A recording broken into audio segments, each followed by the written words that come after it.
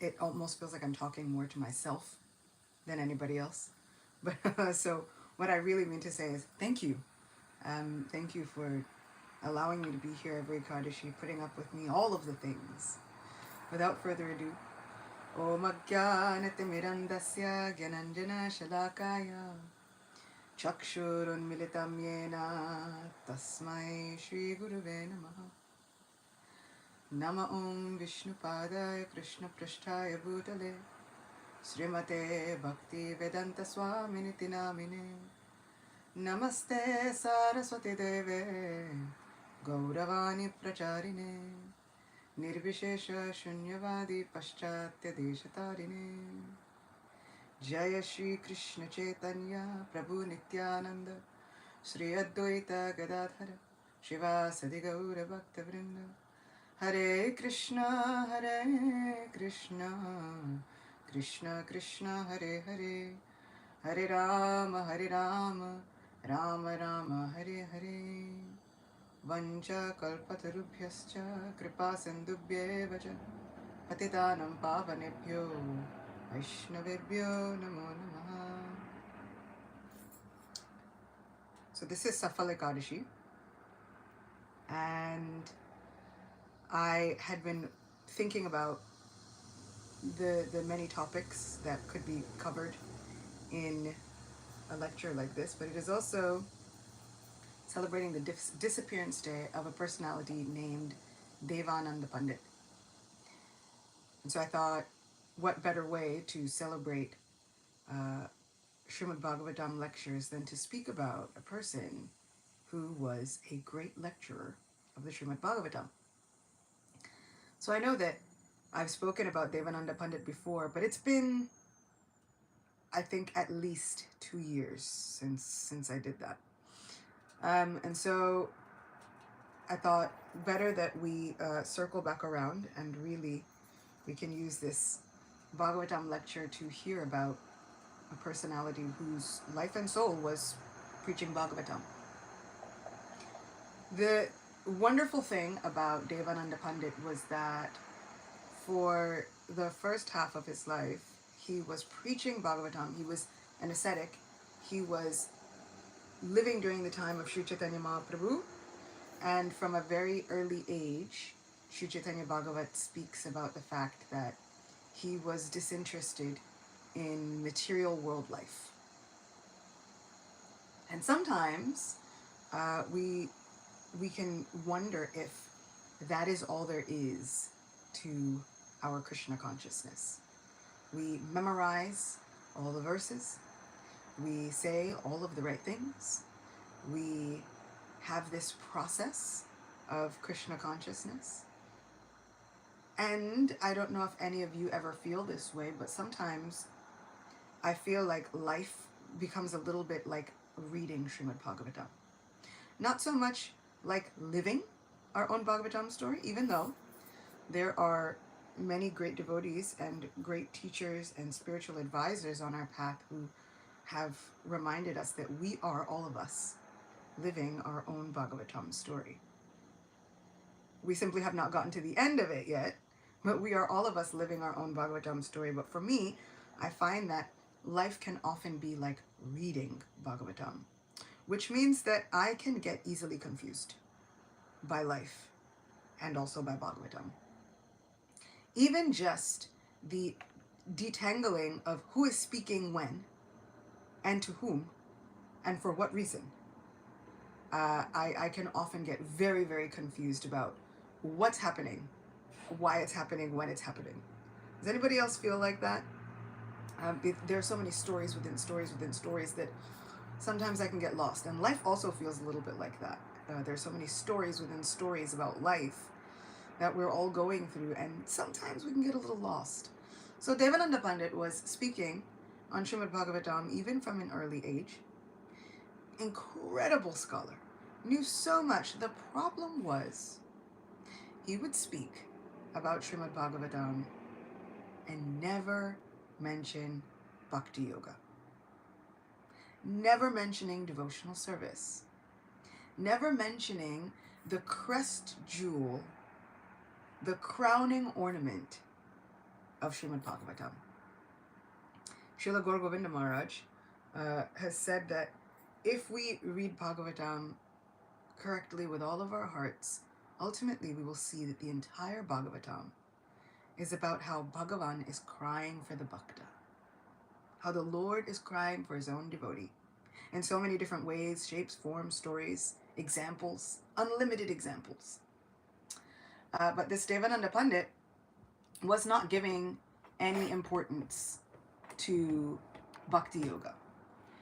And so much so to the point that he made Sri Chaitanya Mahaprabhu incredibly angry. So angry. Devananda Pandit was praised, and he was praised by so many. So many came to learn from him, but the problem was he also praised dry austerities and renunciation in his discourses on the Bhagavatam. And he absolutely refused to glorify devotional service. At one point, Sri Chaitanya Mahaprabhu said, "Whoever recites the Bhagavatam without glorifying devotional service is an ignorant fool who knows nothing. This rascal recites the Bhagavatam and never mentions bhakti. I will go and tear up his manuscript. Just watch me." So Srila Bhaktisiddhanta Saraswati Thakur comments on the verse and says, "When those bereft of devotion forget their actual identity, they become completely indifferent to the service of the Lord." Indifferent. When they identify this indifference as the ultimate goal of life, they become a source of profound irritation to the Lord, even though he is by nature supremely merciful. Here, Lord Gaurasundar shows his irritation and informs us that this attitude of the non-devotee is not only unnecessary, but reprehensible. He also indicates that both the acts of enjoying and renouncing the fruits of material actions are improper. The devotees find great satisfaction in seeing the Lord becoming angry in this way, because it's exciting then. We now have a real story developing. So this Devananda Pandit had irritated the Lord so much that even in some cases it says that his own Paramatma was frustrated with him. And that is something incredibly difficult to accomplish. Paramatma is the most tolerant, stays with us lifetime after lifetime. My beloved Guru Maharaj, Srila Radhanath Maharaj, was often saying that our Paramatma never leaves us. Our specific Paramatma has seen us through innumerable lifetimes. Our Paramatma, from the moment that this Jiva soul has made the decision that I could have been worshipped better than Krishna, and that I needed to go seek that worship out on my own, which was a horrible decision, by the way. I do not recommend it. I think all of us who are here in this material world are understanding that we do not recommend that decision. But our Paramatma says, at that point, okay, I will not let you go alone. I'll travel with you. I'll never leave you. So as tolerant as the Paramatma was, somehow Devananda Pandit had found a way to frustrate even his own Paramatma. And it was so much by his indifference to devotional service. We hear when relationships have kind of reached their end, it's not necessarily hatred or even anger that can end a good relationship, but apathy, right? This indifference. And so within our relationship with Radha Krishna, Shri Radha Muralidhar, with Krishna, when we get to the point of indifference, this apathy, it is a killer of our spiritual lives. And so we can see how dangerous this indifference becomes. And not only just that indifference, but now he's preaching this indifference as the highest goal of life. Devananda Pandit had a problem. But what to do? How do you fix a problem like that? And so Devananda Pandit continued to preach, and everybody was kind of waiting to see how this stalwart kind of impersonalist would be rectified. One day, Srivas Thakur, Srivas Acharya, Srivas Pandit, who was also none other than Narada Muni, was passing by the place where Devananda Pandit was preaching Srimad Bhagavatam. And as he heard the stories of Srimad Bhagavatam spoken by Devananda Pandit, Srivas Thakur went into ecstasy. He ran to that place. Let me go hear the wonderful stories of the Bhagavatam, my Lord. Let me hear the incredible pastimes. How riveting, how exciting are the pastimes of my Lord. And so he sat in that assembly. And then he began to cry. He began to roll on the floor. And all of those who were listening got upset. He said, how can we properly listen to Srimad Bhagavatam with this madman here? How can we properly hear with this very crazy person interrupting our very scholarly discourses on the Srimad Bhagavatam? Srila Prabhupada says within Sri Chaitanya Charitamrita, Sri Chaitanya Charitamrita itself says that pure love of God is like a drop in an ocean of divine, sublime happiness. Just tasting one drop of that pure love of God makes a man go mad, and he must speak even though everybody discredits him. Look, what a crazy person. You're always speaking about this Krishna consciousness, this Srimad Bhagavatam, this love of God. All of you Srimad Bhagavatam warriors who come here every day, yearning to listen to this Srimad Bhagavatam, all of you are crazy people. And yet, somehow, after tasting just one drop from this ocean of love of God, the mad person who is now addicted to Srimad Bhagavatam, they cannot give it up, and they have to speak even though nobody believes them. Which just lets us know that sometimes as we go and we tell others about the glories of Srimad Bhagavatam, they may not believe us. But you all know, the proof is in the fact that all of you are here. And so many of you are here every day, yearning to hear the glorious pastimes of our beloved Lord spoken from the pages of Srimad Bhagavatam. So you all are the practical explanation and the purport of that verse. So thank you for being the purport to Sri Chaitanya Charitamrita. We are living commentaries. So Srivas Pandit went into ecstasy. Everybody else got angry. And the students of Devananda Pandit picked up Srivas during his ecstatic symptoms, and they kind of unceremoniously tossed him out of the assembly. Srivas, who had gone into another world experiencing the glory of Shri Krishna, finally came back to external consciousness and found himself outside of the assembly. He was a little sad at heart, wondering, how did I get here? But, saying nothing, he went home. One thing we do know, though, is Srivas might not have said anything, but Sri Chaitanya Mahaprabhu was incredibly angry. And so he decided to kind of divest his mercy from Devananda Pandit's life. And so he would often go to Devananda Pandit and rebuke him for his preaching. And in one famous verse in Chaitanya Bhagavatam, the Lord says, "Listen, Brahman, if you want to be cured after consuming poison, you must ingest ambrosia through the very same mouth with which you took the poison. In this way, not only will the poison be digested, but your body will become immortal through the ambrosia's divine power." But before then, he would often rebuke this Devananda Pandit, telling him, "You are unworthy, unfit, completely.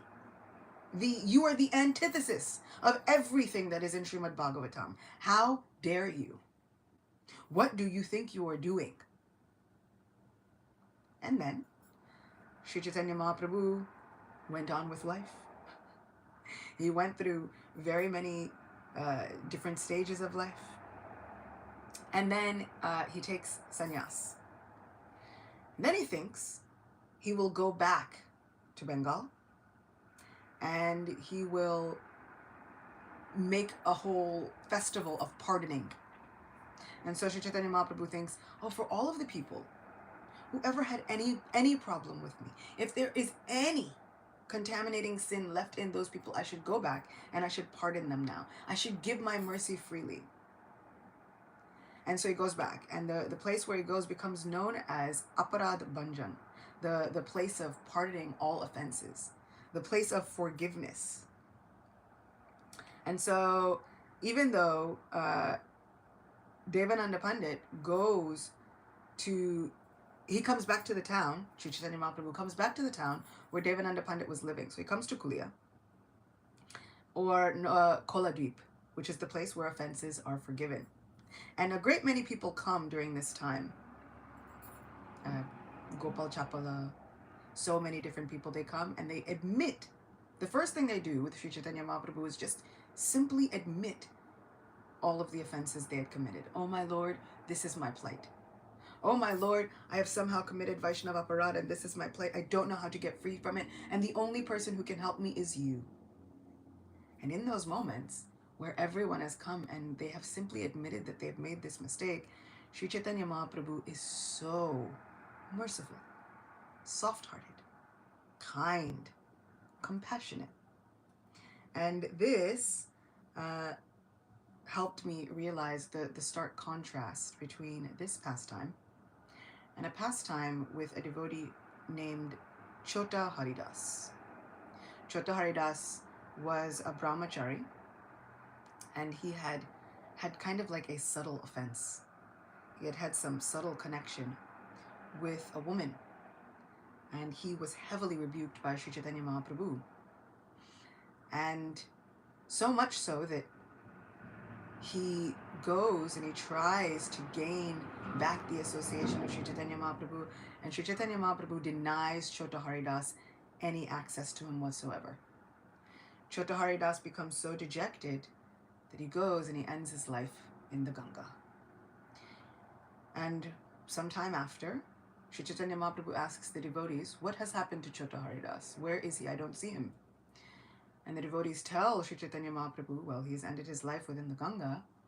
And Sri Chaitanya Mahaprabhu's response, in essence, is kind of like, well, good. This is what he deserved. And for years, I was so confused because I could not reconcile these two sides of my Sri Chaitanya Mahaprabhu, wondering, what happened to my compassionate friend and Lord? The same Lord who was willing on the order and request and begging of Sri Nityananda Prabhu was willing to forgive Jagai Madai, was no longer willing to accept Chota Haridas, and I could not understand it. But Srila Gaur Govinda Maharaj, finally, I was looking and looking, and here is a good barometer. If you have something that you are confused about within bhakti, don't give up. Don't give up looking for the answer. And I wanted to give my Sri Chaitanya Mahaprabhu the benefit of the doubt that somehow or other there had to be some reconciliation between these two forms of what I was seeing.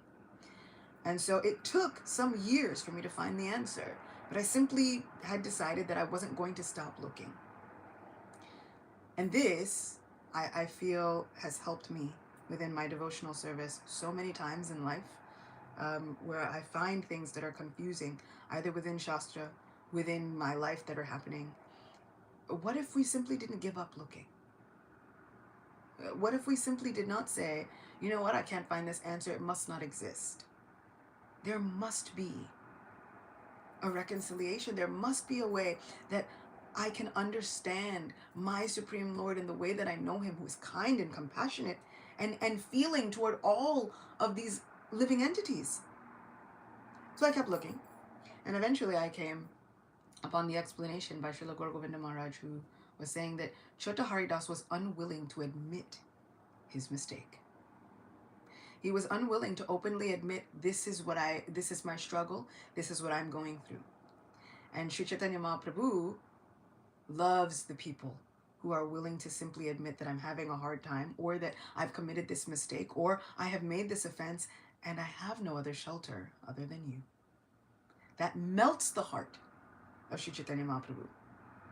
And Srila Gaur Govinda Maharaj was saying that if Chota Haridas had simply admitted openly, this was my fault, this was my mistake, oh Mahaprabhu, I have no one else other than you, his fate would have been completely different.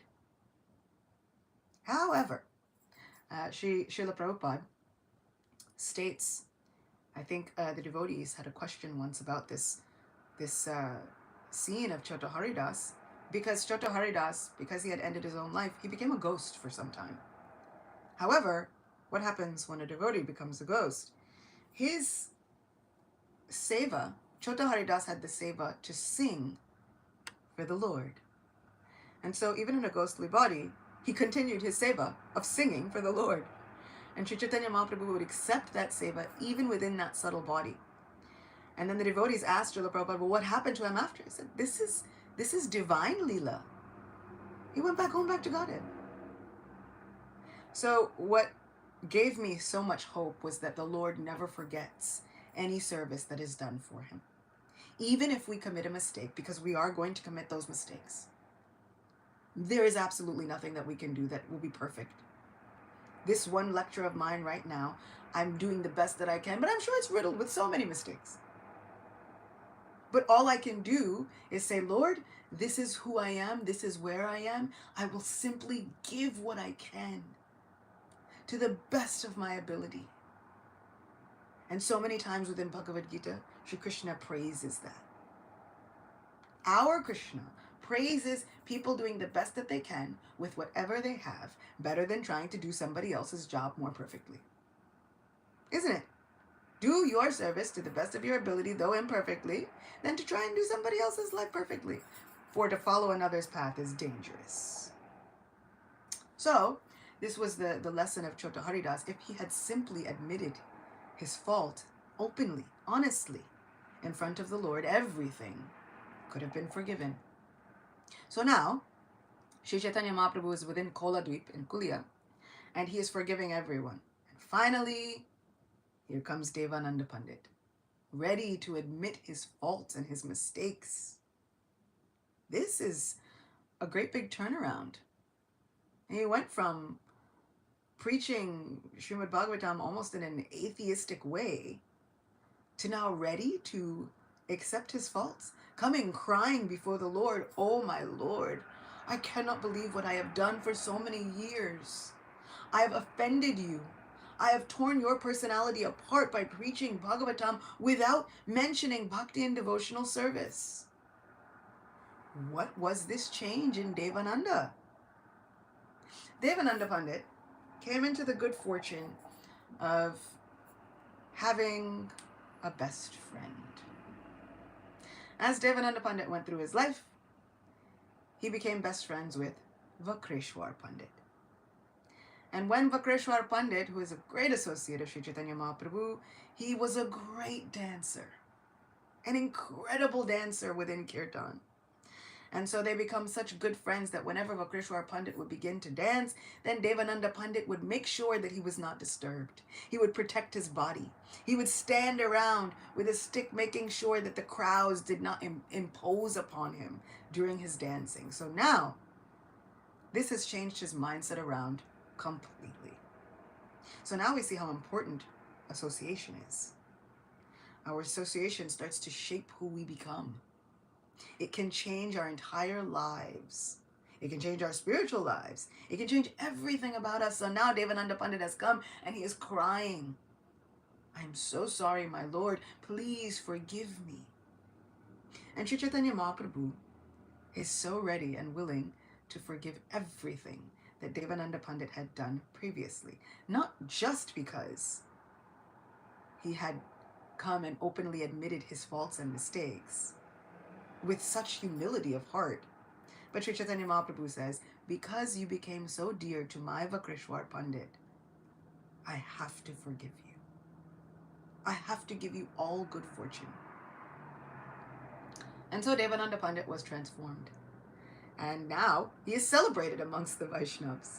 Where before his own Paramatma was frustrated with him, now he is worthy of all of our respect and celebration.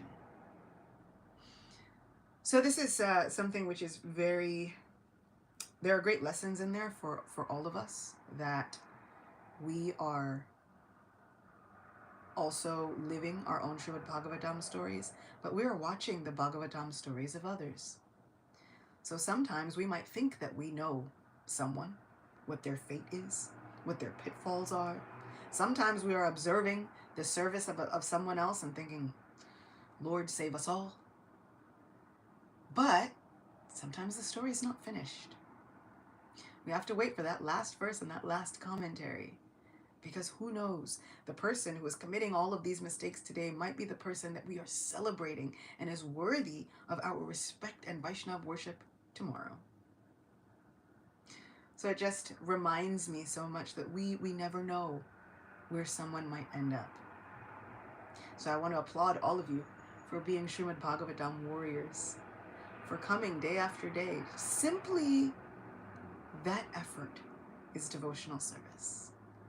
Coming to the place with an eager heart to just hear maybe even one verse, one sliver, one sentence of encouragement from Srimad Bhagavatam is devotional service.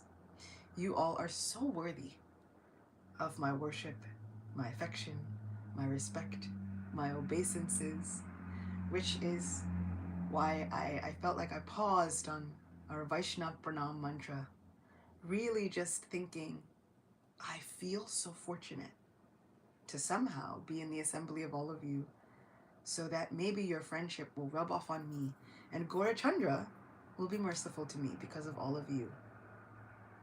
Vancha kalpatarubhyascha kripa sindhubhyeva cha patitanam pavanebhyo vaishnavebhyo namo namaha. Grantaraj Srimad Bhagavatam ki jai. Devananda Pandit ki jai. Shri Gaurachandra Mahaprabhu ki jai.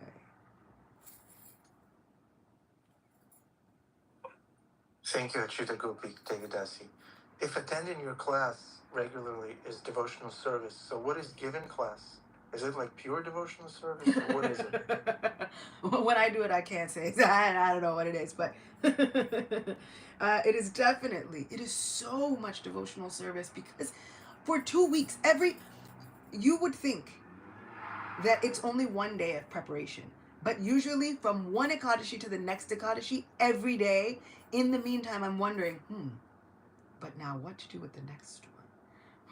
Well, what will come up in the meantime? Well, what have I read in the meantime that I can share with somebody else? Well, then that means I have to be reading something every day to have something to share. So it becomes such a meditation every day, and I pray that our Lord continues to work my life in such a way that I can keep giving these lectures, because really it saves my life. Cool. So it's a lifetime in preparation to the Ekadashi class. Thank you, Achyuta Gopi. Bhima Kaviraj has his hand up.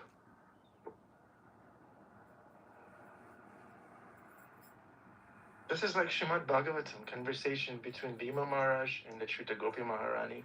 And we're all Achyuta Gopi is my sister. I can't believe when people ask me, they'd ask me who I am. I say, I'm...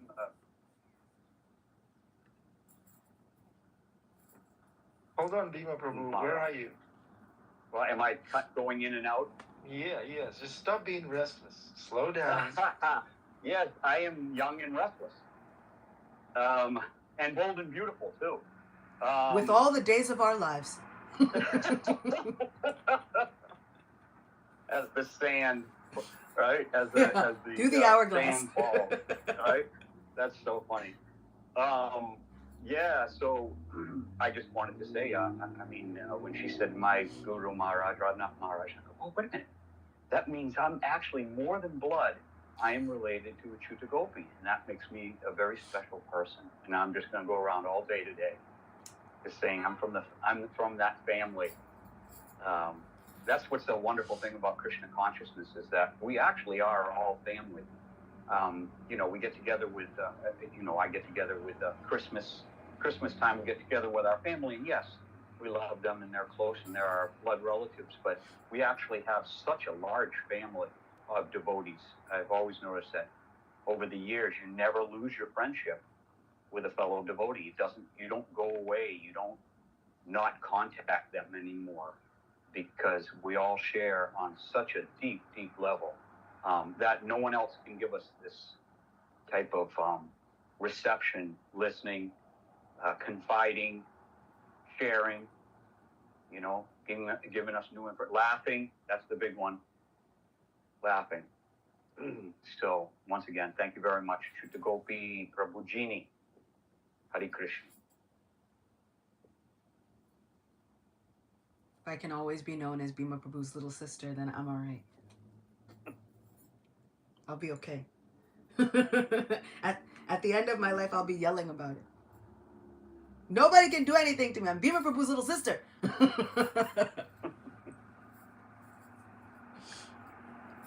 I got your back. Thank you. And I also I felt that. I was with family yesterday and was talking to them about thinking about this lecture. And I was with family, and at some point there was just a kirtan happening in the living room.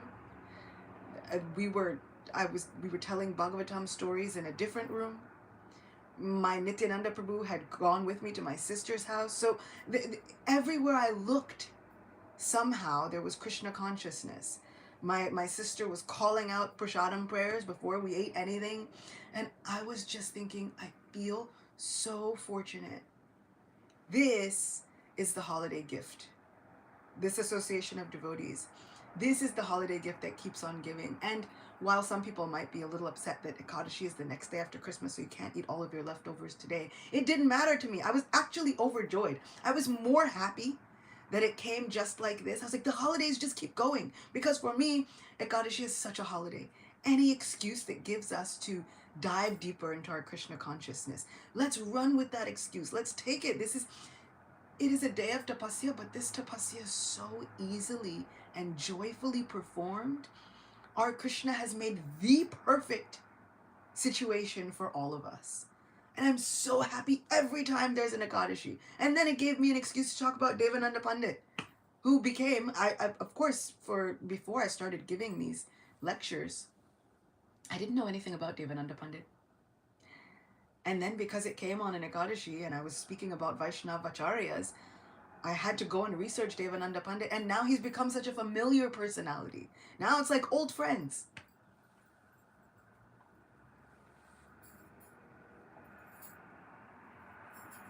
Srila Gopi Devidasi is unstoppable.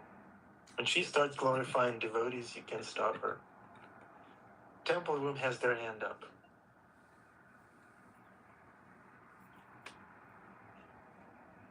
You're okay? Barely. Yeah, I know. Yesterday we couldn't hear. It's good now. It's good now. But now? Okay. Yeah. Yeah. An amazing subject matter that the emotional responses people have in their hearts. They're devotees and they're trying to serve, and then there's some discrepancy, some shortcoming, even an offense, and how you feel about that. We're going through the deep winter here. We just passed the longest night every day. The days get a little bit longer now, and the night gets a little bit shorter. But people have this. It's not the same as the personalities mentioned in the past time. But people go into a sadness in the deep winter, and over the course of 50 years, 3 devotees that I served with left their body by their own hand, Krishna, Krishna. committed suicide.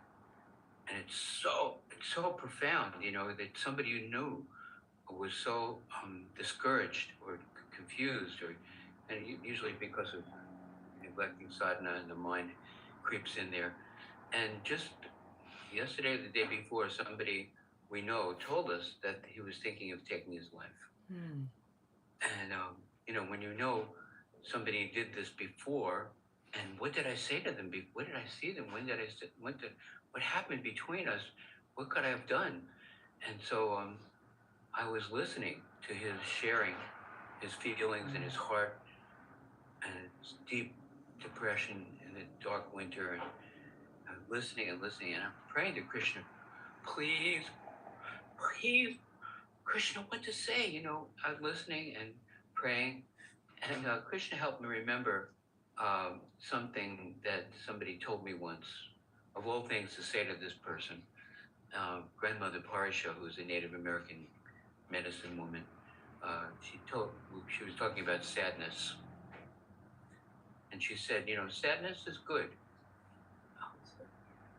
What is she talking about? Why is it? She said, this is normal. This is part of the spectrum. part of the cycle. Just like there is the evening, and then there's the night, and then there's the morning, and there's the fall, and then there's the winter, and then there's the spring. He said, we will go through times by Krishna's arrangement. He was speaking about the Great Spirit, where we're learning and growing, and something about our life, some aspect, is dying. And that happens. We put stuff behind us, and there's a little, like a death of something that we're used to doing, or some relationship or some activity, and we watch that pass away. And if we remember that Krishna arranges that there's a cycle, when something is like second birth, means, all right, I'm dying and I'm going to be reborn here in a different quality of consciousness and in a relationship with devotional service and Krishna. So she said that, and so this is what I shared with this person who was, I said, sadness is good. Grandmother Parasha said that Lord arranges that parts of our life will disappear, but there will be a dawn. There'll be a springtime. There'll be a new page, a new door that Krishna will open for us. And we can go through this, understanding that Krishna's loving hand is there. And it's not the end. Anyway, he came out of it. So again the next day, and I'm telling you, understanding that Krishna's there and that devotional service is there, like you said, Devananda Pandit. Sometimes we hear the Bhagavatam class, and not only is there no mention of devotional service, there's very little mention of Krishna. If at the end of the class you say, how wonderful is Krishna, how wonderful is Krishna, that even if someone is, Bhajate Mamananda Bhakti, even if somebody's committed abominable activity and has fallen, Krishna is so wonderful that he can rescue us. He comes to forgive. He comes to rescue. He comes to call us out of Tamasima, Jyotirgama. Don't stay in darkness, come to the light. Bhima's about to speak. It's not good for me to talk so long. Well, glories to Srila Prabhupada. Anyway, if you find somebody depressed, remind them. I'd like to add one thing, though. Over was that you? Was that you? Yes, that was me. No. Can you hear me okay? Yeah. Okay. So you can see my horse's face here. Just very quickly, because the thing's going to ring. There's no spiritual bypass for emotional damage, the type that, and trauma that brings someone, a devotee of many years. There's many of them. I've known them. I've known a few myself. And it's because they never did the work. They never did the work. And I'm not talking about sadhana. I'm talking about the work on yourself. You open up yourself. You get to know the self. And that's what Krishna consciousness is all about. You have to introspect. You have to take time to understand what's really driving you. Otherwise, you'll be doing external sadhana and then end up killing yourself decades down the line because you never dealt with the trauma. So I just wanted to say that a very important thing. You can't just say, oh, it's the mind creeping in, and that's why you want to kill yourself. That's not true. It's the heart. And until you reach your own heart and understand why you are doing sadhana, why you are doing devotional service, why you have to fall in love with Krishna rather than something in this or someone in this world, why did your parents fall short? These things need to be understood, and you can't just get off with running around doing superficial sadhana in order to escape that inner pain. I wouldn't be saying this except for the fact that I've dealt with and have been dealing with a few devotees and a few friends who are spiritual in nature, but who are going through some really, really, really rough times. And they have to go inside themselves first, not outside themselves. Hare Krishna. I also want to thank Adi Prabhu for creating a space where people can speak about these struggles. Because sometimes I feel like as you were calling it, the spiritual bypassing, Bhima Prabhu, becomes a part of the culture. Oh, don't think about that. Just go serve, serve, serve, serve, serve. There's never enough time to introspect that deeply. Just keep serving, keep going, go out again on book, go give the book to somebody else. And I commend you, Adi Prabhu, for setting up a space where it's like, wait, stop. You don't have to go out again and just keep serving mindlessly. And I think that that is the difference between preaching Srimad Bhagavatam from the place of renunciation is the highest, and preaching Bhagavatam from the place of devotional service is the highest. Because then it becomes devotional service for us to set up these spaces for one another that say, stop. Let's dig deep, even though that part is scarier. Where we are not just telling somebody, oh, just keep going and keep praying through it. Because I know that and not necessarily in my family, but the outside culture of devotees is often, oh, if they just chanted more rounds and did the things and all whatever, then it would all just go away. And winter and summer season should not affect a sober person. And so none of this should affect such a sober person. And so then we're all just trying to mimic and fake being sober people till we can make ourselves be sober people. But really the way to become a sober person is what Arjuna was doing, which was have the freak out. The freakouts are absolutely normal. If Arjuna had not freaked out and said, Lord, I am this close to ending this whole thing, I cannot do this anymore, we would not have had the greatest treatise on friendship and love ever. And that for me is what Bhagavad Gita is. It's such a treatise on friendship and divine love. Okay. So my kudos to Adi Prabhu for setting up spaces where we can have these hard conversations about, some people have seasonal affective disorder. That's when the seasons go haywire. But for me, I think I have material world affective disorder. I'm being affected by the material world all the time, and it's a problem. and but everybody is having this. And when we can look to the pages of Bhagavatam and look at how many internal breakdowns, how much trauma people were dealing with. Dhruva Maharaj at 5 years old, trauma. And his way of dealing with, I'm stubbornly going to go to the forest until I fix this problem.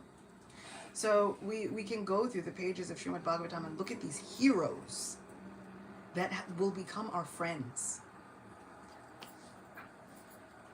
William Prabhu, please. Thank you, Achyuta Gopi, for saying the needful in a wonderful way, bona fide, compassionate way. Thank you. Arjuna had to freak out, and so can we. Thank you. Thank you. So just will go to we? Krishna. We are gonna freak out. Like it's assured. Hare Krishna. Can you hear me okay? Yeah. Yeah. Prabhupada used to say that we're like mountain climbers. When they have 5 people going on the mountain, they have a rope around their waist, and then there's a rope between them. So if one of them starts to fall out the mountain, the other 4 will hold them up. So our relationship with devotees is very important. We share our minds in confidence. We share our struggles, our successes. Remind each other of Krishna and support each other, because Maya doesn't take a day off. Devananda Pandit used to say, he says, before you get up in the morning, Maya's already up, took her shower, chanted all around, and she's waiting for you. She doesn't take a coffee break. She doesn't take a day off. Here comes the kind. All glory to Prabhupada. So hang on.